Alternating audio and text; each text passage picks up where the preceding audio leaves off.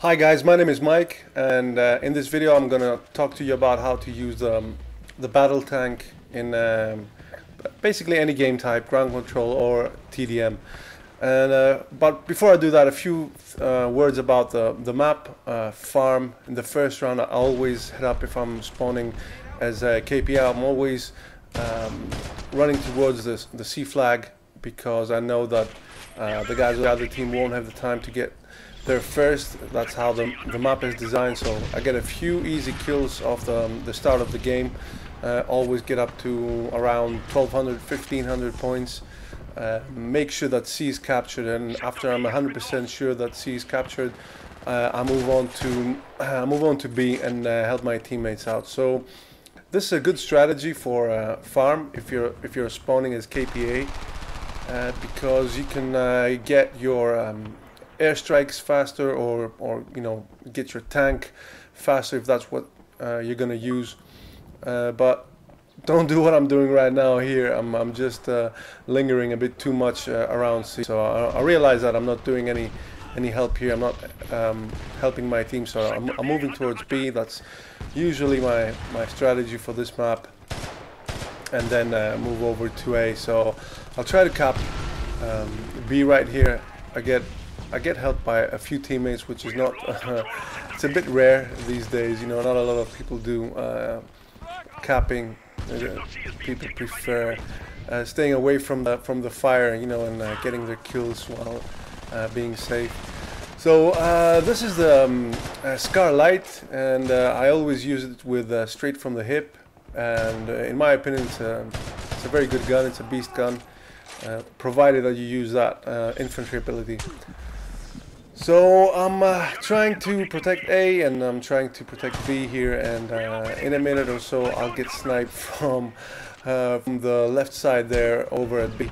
And I don't know why, but I got very upset. I hate being sniped, even though this guy, you know, he wasn't at the edge of the map sniping. He was in the battle, so I don't know why I got so upset. I remember screaming, you know, oh, that's it, I had enough.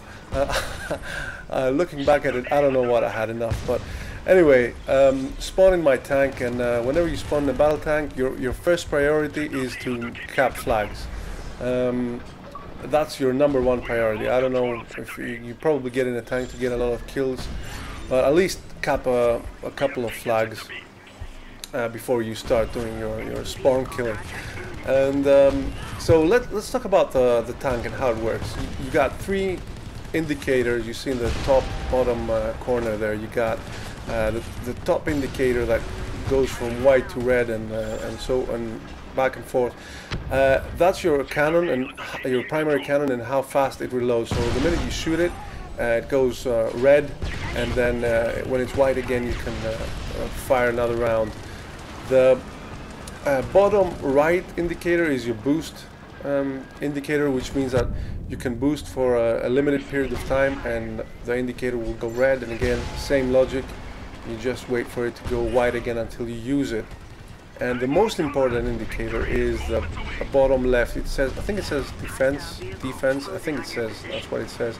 But anyway, it's your missile defense, and how that works is, once you activate it, and as long as the indicator is still white, you are immune to RPGs, what else? Proximity launcher, and I think the LAV rocket.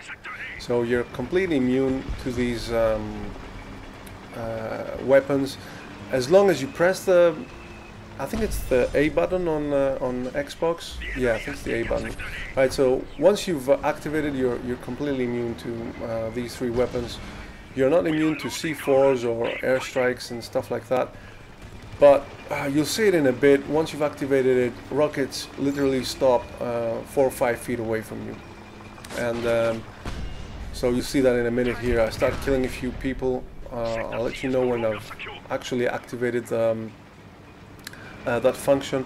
And by the way, until I do that, if you look at my tank, you'll see that it's red on the right side, green on the left side, and yellow on top. This is actually the tank has a layered damage system, which means that the more you hit a tank in the same spot, the more damage you do. And the tank could be white, green on 3 sides, and if it's red on one side and you keep shooting there, you'll eventually blow it up. So what I'm doing right now is completely stupid, because I've got my right side exposed to the enemies, which I realize in a while. You see me trying to reverse. So I'm trying to maneuver my tank here and get my left side exposed to the enemies, and at the same time I'm trying to engage infantry when I have 100%, when my missile defense indicator is at 100%. You see here how the rocket bounced off. That was because I had that missile defense activated.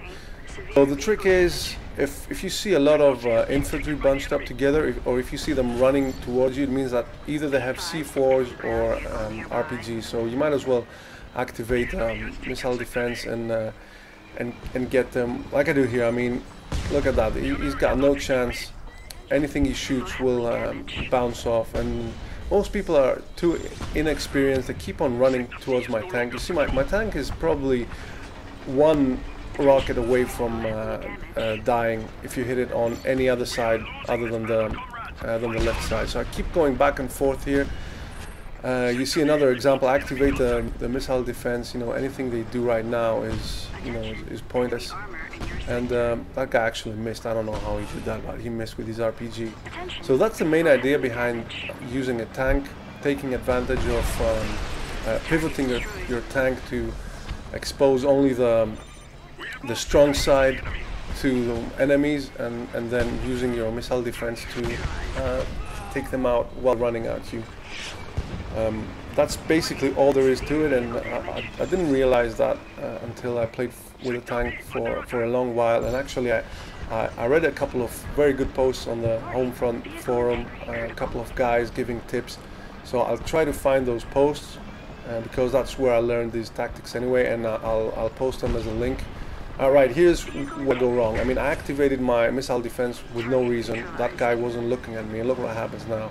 So I get struck once and twice and I'm gone. So that's all you need to know about using a tank. The abilities that I use with it is faster reload, because the cannon takes ages to reload, and I use the EMP.